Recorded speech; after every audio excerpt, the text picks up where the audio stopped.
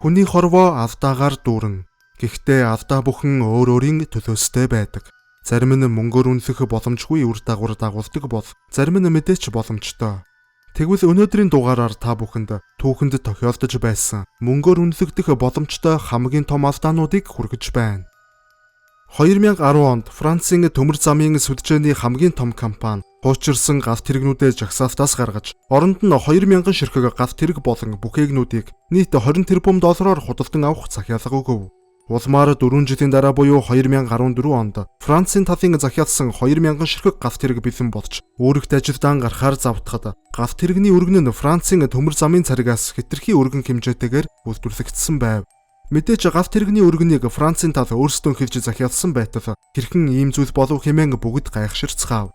Гэтэл уг галт тэрэгнүүд нь Францын төмөр замын зарим хэсэгт нь яг таарч, харин 1960 онд тавигдсан хуучны замуудтай таарахгүй байгааг олж тогтоосон байна.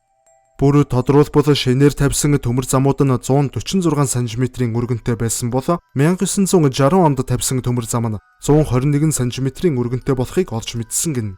Харин анх захиалга өгөхдөө Францын төмөр замын компани өөрийн улсыг төмөр замын нэг стандарттай гэж бодон ердөө ганц хэсгээс нь хэмжилт хийж үзээд 146 см-ийн царигаар бүх галт тэргээ захиалсан байж, уг нь төмөр замын компаниуд уг ялгааг мэддэг. Мөн үүнд нь зориулсан өөр хэмжээтэй галт тэрэгнүүдийг ашигладаг боловч яг тухайн захиалга өгөх мөчөд хэнийч толгойд энэ талаар орж ирсэнгүй.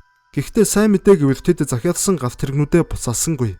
Харин 1960 онд тавигдсан бүх төмөр зам буюу бараг 1000 орчим километр үргэлжилсэн төмөр замуудыг хэмжээг нь өргөдгөх ажлыг эхлүүлсэн байна. Энэ нь улс орныг хамарсан нүсэр том бүтээн байгуулалтын ажил болж хувирсан ба төмөр замыг өргөн болгоход 68.4 сая доллар зарцуулагдсан гэдэг. Хэрв анхнаасаа хэн нэгэн нь төмөр замын цэргийн ялгааг санссан бол Францын компани 68 сая доллараар шатахгүй байв.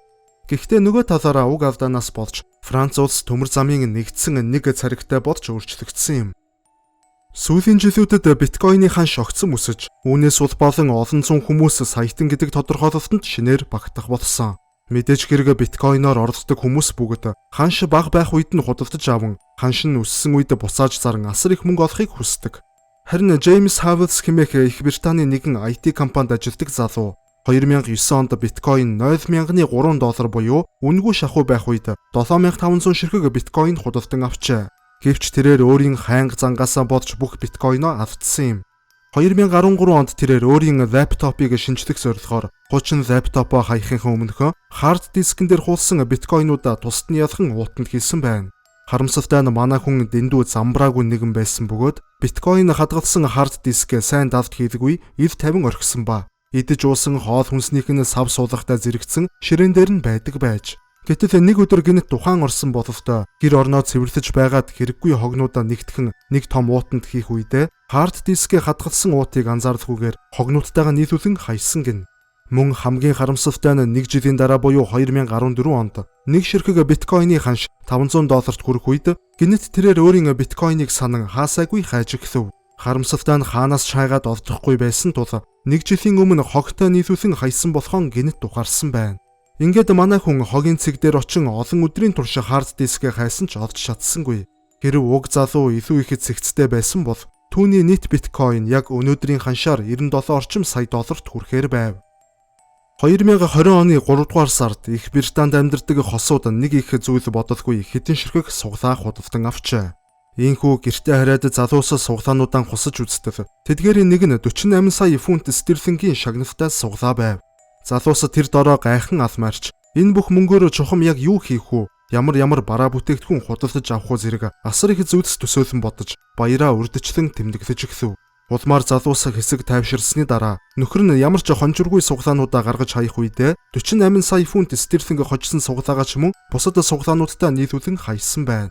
Уг явдлаас болж залуус хожлын мөнгөө авч чадаагүй ба гэр бүл салахын даваан дээр арай гэж тайвшран өмнөх энгийн амьдралдаа эргэн орцгоосон гин.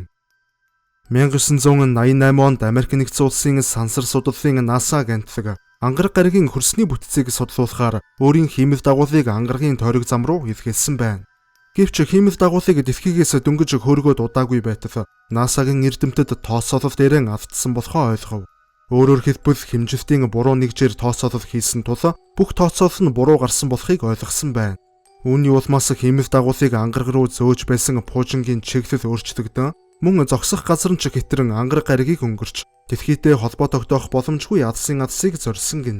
Уг хэмээх дагуулыг бүтээх болон хөргөхөд Америкийн нэгдсэн улс 193 сая долларыг зарцуулсан ба энэ бүх хөрөнгө мөнгө гагцхүү буруу тооцооллоос болж сансар замхран алга болсон юм. 1958 онд Америкийн нэгдсэн улсын автомашин үйлдвэрлэгч Ford компани гэр бүлийн хэрэгцээнд зориулсан Edsel хэмээх цоошин загварын автомашиныг худалдаанд гаргав. Уг автомашиныг гаргахын өмнө тэд нэлээд их судалгаа хийсэн ба зах зээлд зайлшгүй эрэлттэй гэж үзэн үйлдвэрлэж эхэлсэн байна. Харин автомашин зах зээлд гарах үед Ford-ын шин загварыг хинж тоож авсангүй. Үүний улмаас Ford компани хувьцаа гэрлийн хурдаар унаж нийт 250 сая долларын алдагдал хүлээсэн гэдэг.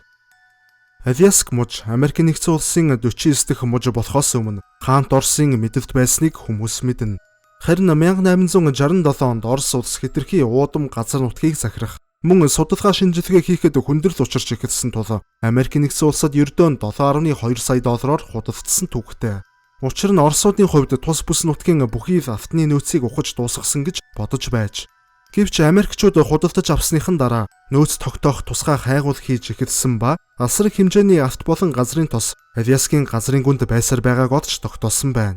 Үүний үр дүнд Аляскад Америкийн нэгдсэн улсын уул уурхайн компаниуд олноор нээгдэж нийт 700 сая долларын цэвэр ашгийг олсон юм. Өөрөөр хэлбэл Оросууд 700 сая доллароо 7 сая доллараар сольсон гэж ойлгож болно. Америкийн нэгдсэн улсын бүх цаг үеийн хамгийн үнэтэй байлдааны бөмбөгдөгч онгоц болох B2 Spirit нь 1.4 тэрбум доллараар бүтдэг гин. Хэтэрхий үнэтэй тул засгийн газрын санхүүжилтээр тус онгоцноос ердөө 21 ширхгийг үйлдвэрлэсэн байна.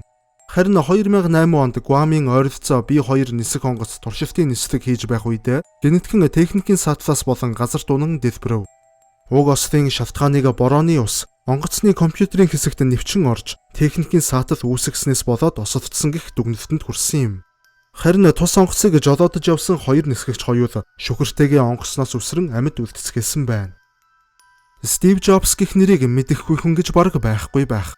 Гэхдээ хэрэв та Apple-ийн үнэн ч шүтэн бишрэгч бол Стив Возняк-ийн талаарч мөн сонссон байх ёстой. Мөн тус компаниг анх энэ хоёр хүнээс гадна Ronald Wayne гэх хүн ч мөн хамтран байгуулагдсаж байв. Гэвч тэрээр бүр эрт буюу 1976 онд өөрийн бүх хувьцааг худалдсан нэгэн. Учир нь тэрээр нөгөө хоёроос насаар ах байсан тул эрсдэл хийхээс айж Apple компани шинэ төслүүдэд хамтран ажиллахгүй гэдгээ мэдэгдээд өөрийн хувьцааг нөгөө хоёртоо худалдсан гэдэг.